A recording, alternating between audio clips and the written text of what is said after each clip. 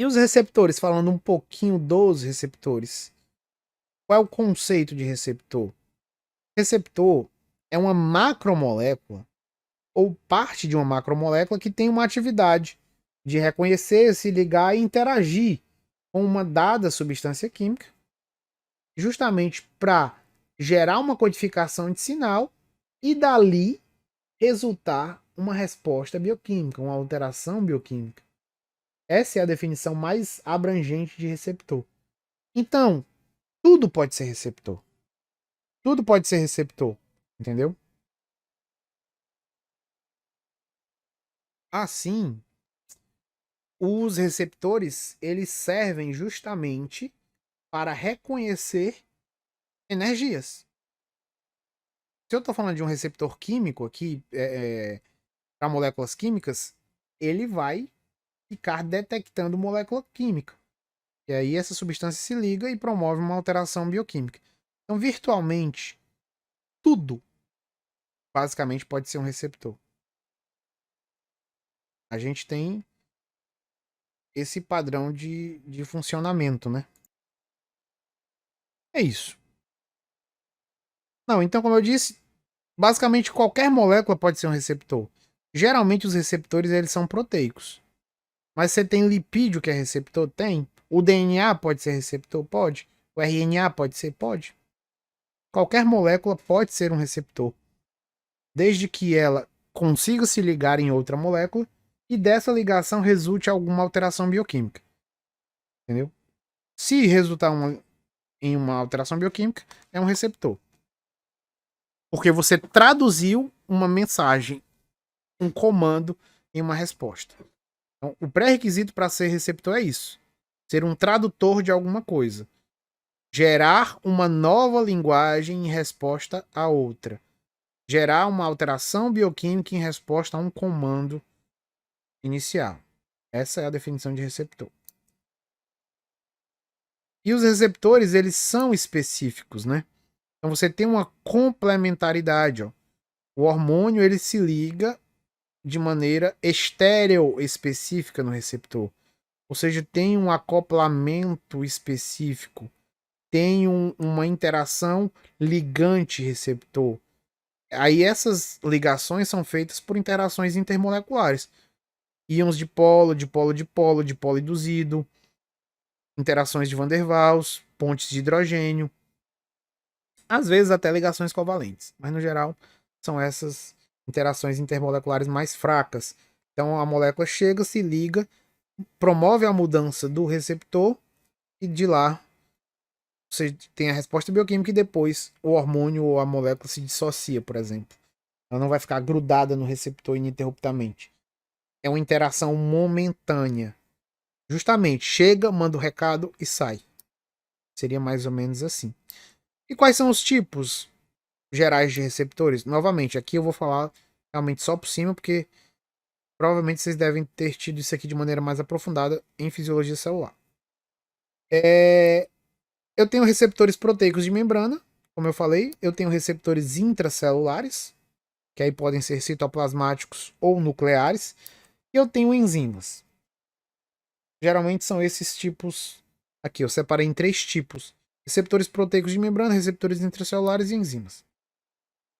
Os receptores de membrana, eles são mais diversificados. Aí eu posso ter canais iônicos, eu posso ter transportadores, eu posso ter receptores acoplados à proteína G e eu posso ter receptores associados à enzima. Esses dois aqui, ó, receptores acoplados à proteína G e receptores associados a enzimas, são os que eu chamo de receptores ativadores de via de sinalização. Aqui o negócio começa a complicar um pouco mais, tipo assim, a Cleiton, só receptores acoplados à proteína G e só receptores associados a enzimas ativam via de sinalização? Não. Mas, sem dúvida nenhuma, essas duas classes de receptores de membrana são os principais ativadores das vias de sinalização de todo o corpo. Me atreveria a dizer que cerca de 98 a 99% das vias de sinalizações são ativadas por esses dois tipos de receptores aqui. Entendeu? Receptores associados a enzimas, aí você entra uma outra classe gigantesca, Proteína G é uma classe mais particular, mas aqui entra receptores tirosina quinase, associados à quinase e outros tipos de receptores que não tem como você nomear, digamos assim. Mas um canal iônico, Clerton, pode ativar uma via de sinalização? Pode. Um canal de cálcio pode sim ativar uma via de sinalização, por exemplo. Os canais dos receptores NMDA, receptor de glutamato, eles podem ativar. Não só podem, como ativam vias de sinalização. E uma via extremamente importante para um fenômeno neuroquímico chamado de potenciação de longa duração, que é responsável pela consolidação da memória. A memória de curto prazo e memória de longo prazo, feita lá no hipocampo, né? Nas vias neurais lá do hipocampo, do giro denteado, dos cornos de Ammon, enfim. E os transportadores, aí geralmente transportador é mais para GLUT, por exemplo, importador, contraportador, uniportador, própria bomba de sódio e potássio. E aqui os canais, ó. A gente tem os canais de voltagem dependentes, que são abertos por alterações do campo elétrico ali da voltagem da membrana, ou seja, quando a membrana se despolariza ou se hiperpolariza, no geral a maioria dos canais se abrem em resposta a despolarizações, entendeu? Eu tenho canais ligantes dependentes. Aí você tem um canal, o ligante é extracelular, ou seja, o ligante vem de fora. Se liga nele, ele abre, por exemplo. Você tem um ligante dependente com um ligante intracelular. Então o ligante vem de dentro. O ligante chegou, puf, se ligou. E ele abre também. E você tem canais mecanodependentes, no qual o estresse mecânico da membrana, a deformação da membrana, leva à abertura ou fechamento desses canais. São as 4 grandes famílias de canais. Tem mais? Tem. Mas a gente pode agrupar didaticamente nesses 4 aqui. Aí tem muitos canais voltagem independentes. Tem canal para sódio, canal para cálcio, canal para potássio. Aí tem vários canais relacionados a ligantes extracelulares. O receptor nicotínico é um tipo desse canal. O receptor NMDA, que eu acabei de citar, também é um tipo desse canal. Receptores com ligantes intracelulares. Canais com ligantes intracelulares. Por exemplo, o canal de potássio lá do sensível ATP, lá da célula beta, que é responsável pela secreção de glicose, é dessa família aqui. Então é um canal de potássio sensível ao ATP, que é da família dos canais regulados por nucleotídeos cíclicos. Por exemplo, também o AMP cíclico pode chegar no canal, o GMP cíclico pode chegar no canal e abrir o canal, por exemplo. E os canais mecanodependentes. Onde é que eu tenho esses canais? Lá na orelha, na pele. São regiões, na orelha assim, né? No ouvido, na cóclea, vamos botar dizendo, dentro do ouvido, né? São as regiões que se especializaram para transduzir estímulos mecânicos. A epiderme tem que transduzir o toque, o tato, a pressão. A audição tem que transduzir as ondas mecânicas. Aquilo que eu tinha falado lá no começo. Por isso que você tem canais mecanodependentes. Mas os barorreceptores também, por exemplo. Tem vários locais que você tem esses tipos de canais aí também. E as proteínas G, tão conhecidas, também vamos falar um pouquinho dela lá nas regulações. O glucagon usa proteína G, a adrenalina usa proteína G como transdutores primários, né, dos seus receptores. Aí eu tenho um receptor acoplado à proteína G, ó, são esses receptores aqui que atravessam 7 vezes a membrana. Enfim. Aí eu tenho as proteínas G, os principais tipos de proteínas G. GI, GS, GQ, G12 e 13, ó. Abre canais iônicos, inibição da adenilata ciclase, aumenta a MP cíclico, a GS, a GQ aumenta DAG, IP3 e o cálcio. E a 12-3 ativa a Rho quinase, que é uma outra quinase aí que faz outras coisas. Então você tem esse panorama geral. Não vou me aprofundar em relação à proteína G, porque não é o propósito, mas Resumindo, eu tenho um sinal externo, pode ser um neurotransmissor, por exemplo, ele ativa o receptor, aí eu tenho o transdutor, o efetor primário, que vai levar a um segundo mensageiro e a um efetor secundário. E aí depois as proteínas alvo. Traçando um paralelo, eu teria a adrenalina ativando um receptor beta-adrenérgico, por exemplo, ativando a proteína GS, a adenilato ciclase, o AMP cíclico e a PKA. Aqui é um conceito geral e aqui é uma coisa mais aplicada. PKA é o efeito secundário, a AMP cíclico é o segundo mensageiro, e aí vai. Então essa é a distribuição normal de um receptor acoplado à proteína G, por exemplo. E os receptores associados a enzimas? Tem vários tipos, como eu falei, eu vou citar só os principais aqui. Você tem receptores acoplados à guanilato ciclase, por exemplo. Você tem receptores serina, treonina quinases. Você tem receptores tirosina quinase, como o receptor da insulina. E você tem receptores associados à quinase. Você tem vários tipos de receptores, por exemplo. É só para exemplificar um tipo de tirosina quinase, que é o receptor de insulina, que vamos falar um pouquinho mais da insulina nas próximas aulas. Mas é só para mostrar, ó, que é um receptor que ele está aqui e ele se dimeriza. Ó, só para mostrar. RTK, tirosina quinase. A insulina chega, vai se ligar, aí ele se dimeriza. Aqui é as subunidades beta do receptor de insulina.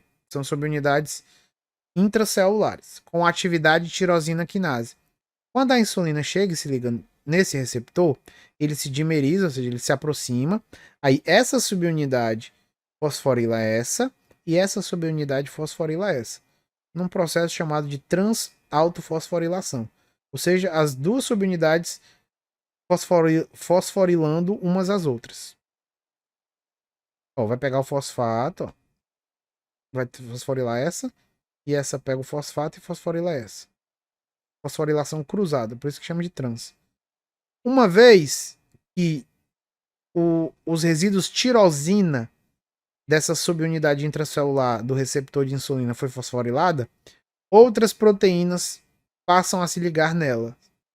Por exemplo, a primeira proteína que se liga nela é o IRS1, que é o substrato do receptor de insulina, é uma proteína adaptadora.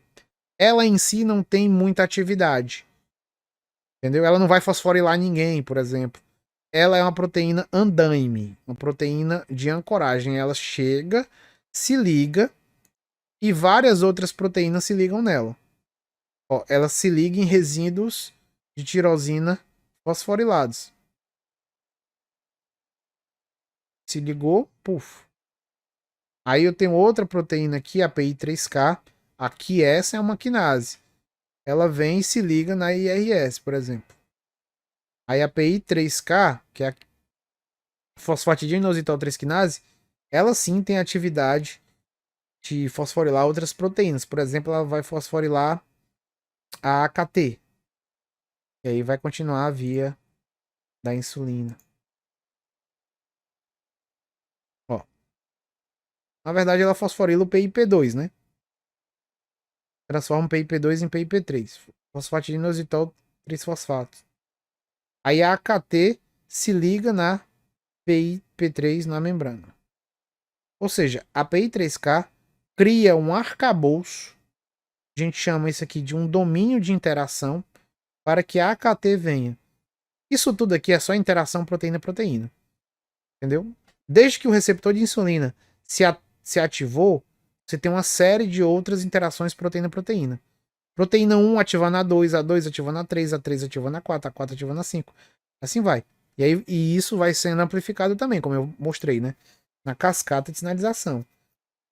Ó, aí a AKT vai ativar outras proteínas, enfim. Que é a mesma coisa, só que é mostrando o receptor de insulina com outros olhos, que é mais próximo da realidade. Ó, a subunidade beta foi ativada. Aí uma vai fosforilar a outra, ó.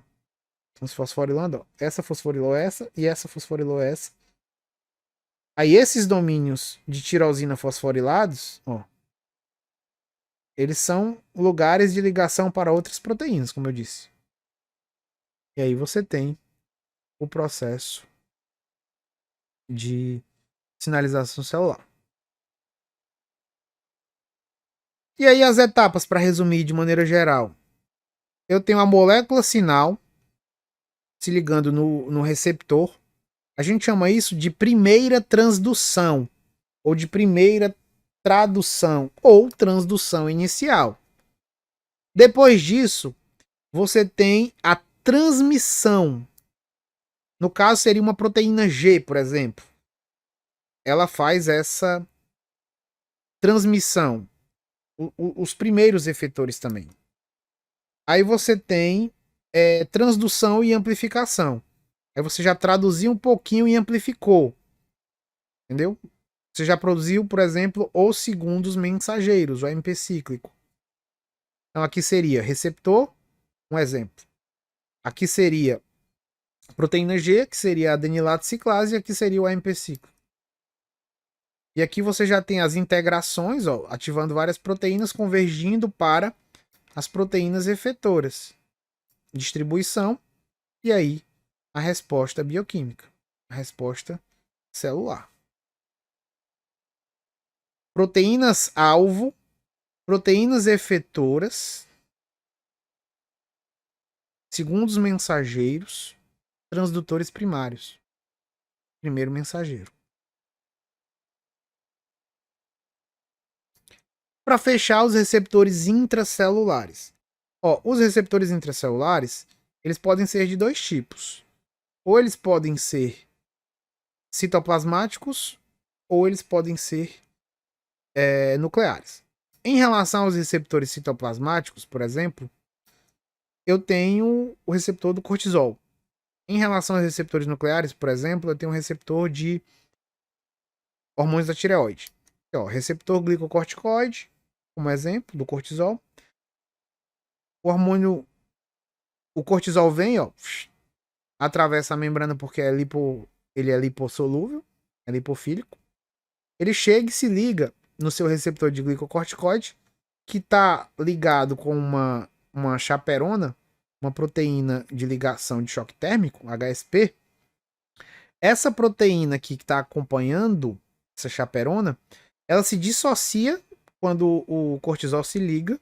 E aí o cortisol vem, ó, se dimeriza, se liga em outro. O complexo hormônio receptor de glicocorticoide se liga em outro. Você tem uma dimerização e ele entra no núcleo. E aí ele vai se ligar numa região do núcleo chamado de GRE, que é o elemento de resposta aos glicocorticoides. E aí você tem essa resposta de transcrição ou repressão gênica. Vai depender dos genes e do tecido específico. Em caso dos receptores nucleares, a gente tem os receptores dos hormônios tireoidianos, por exemplo. Aí o T3 chega, por exemplo, vem, se difunde também, ó. E o passo é um pouco parecido, só que aqui ele não se liga no seu receptor citoplasmático porque ele não tem. Ele vai se ligar no receptor nuclear. Pode ser antes ou depois da dimerização.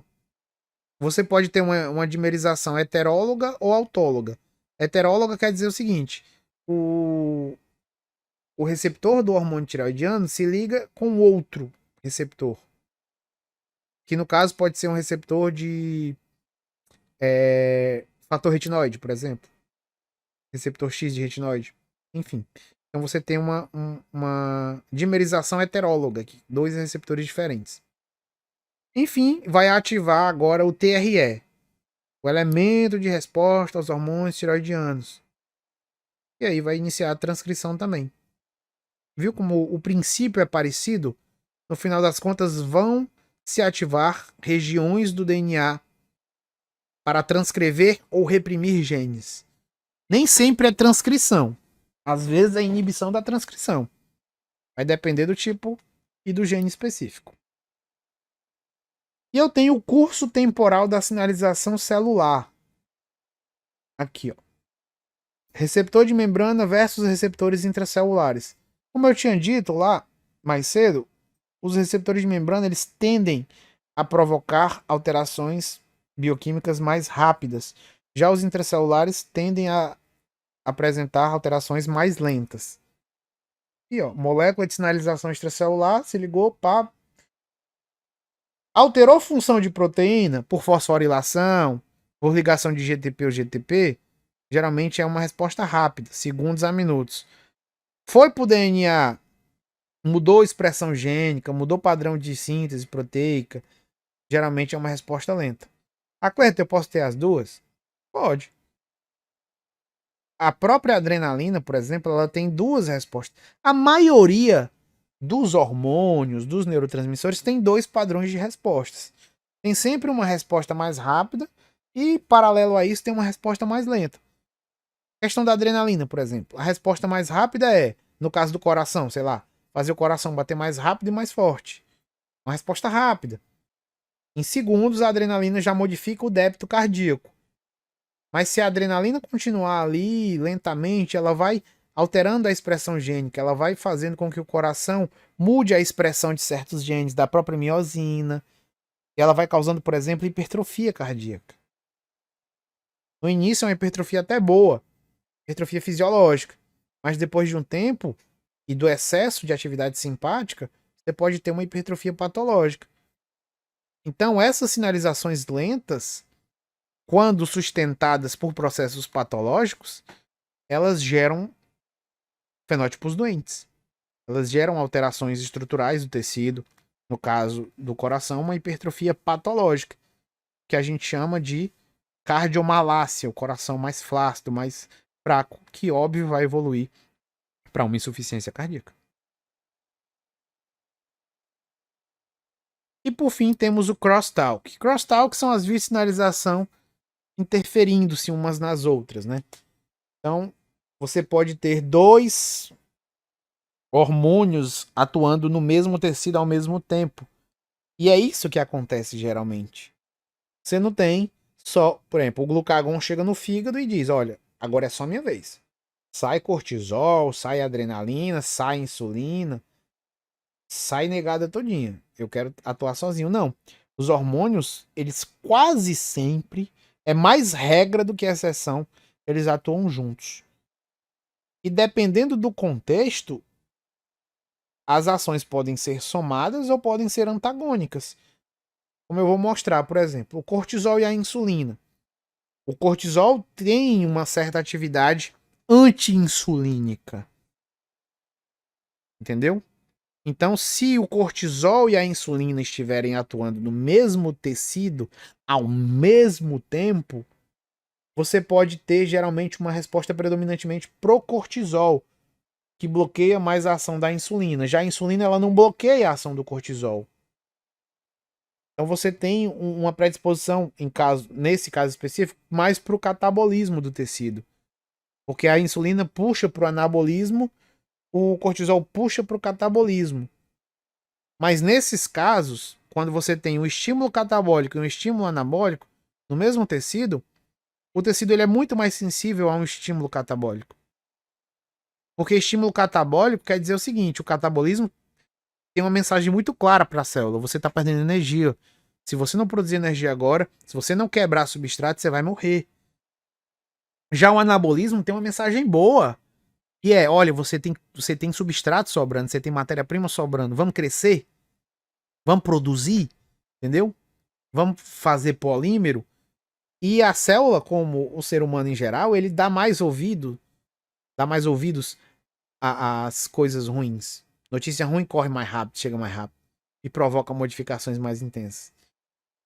É por isso que uma pessoa com hipercortisolismo, ela, o quadro metabólico dela é como se fosse num ambiente catabólico, digamos assim. Enfim, isso aí a gente vai discutir mais pra frente. Mas, de maneira geral, era isso. Aqui no caso, ó, você tem um receptor acoplado à proteína G e um receptor de tirosina quinase. Eu falei, pode ser a adrenalina e a insulina. Pode ser. Adenilato ciclase, MP5PKA, regulador da transcrição. Ó. quinase dependente de calcicamodulina, a PKC, a MAP quinase, enfim. E aí, ó, o hormônio, ele ou atua em termos de receptores de membrana ou receptores intracelulares. Os receptores de membranas, como eu havia falado, geralmente são acoplados à proteína G ou são associados a enzimas. Os receptores intracelulares, ou eles são citoplasmáticos, ou eles são nucleares. Os acoplados à proteína G geralmente resultam da sua ativação uma abertura ou fechamento de canais, ou alteração da ativação de enzimas já formadas, já existentes. Os receptores associados a enzimas, eles ativam enzimas existentes também. Por isso que isso aqui é uma resposta rápida, essas duas aqui. Ó. Já os receptores intracelulares, quer seja o citoplasmático ou nuclear, geralmente eles levam à ativação ou repressão de genes, e aí síntese de novas proteínas ou enzimas. Mas tudo isso vai resultar numa resposta celular. E as referências que eu usei, ó. Margarida Aires, o Guyton também, não deixa de ser, mas apesar, como eu citei, né, de estar bem desatualizado em certos conceitos. O Boron, que já está na sua terceira edição, aqui é a segunda, Fisiologia do Berne Levy e a Fisiologia da Silverton. São livros que eu realmente indico sempre, sobretudo esses dois aqui, ó, Margarida e o Boron. E aí só quem quiser acompanhar os meus cursos, aqui é a minha plataforma, a Fisio, só colocar no Google a Fisio Cursos que você vê lá. E aqui tem os canais, o canal do YouTube e o canal do Telegram também que você pode acompanhar. Sempre estou colocando coisas lá. Você tem aí o Instagram, meu Instagram, tanto de professor quanto da Físio. E os cursos. Atualmente tenho 12 cursos. Fisiologia e patologia endócrina, hormônios e metabolismo, nutrição e exercício, neurociências, neuroanatomia, psicofarmacologia, alguns de farmaco, ó, fisiologia cardiovascular, farmacologia cardiovascular, imunologia básica. É basicamente isso. Você tem aqui o meu contato também, a cleiton@hotmail.com. E é isso que eu tinha para falar por hoje, meu povo.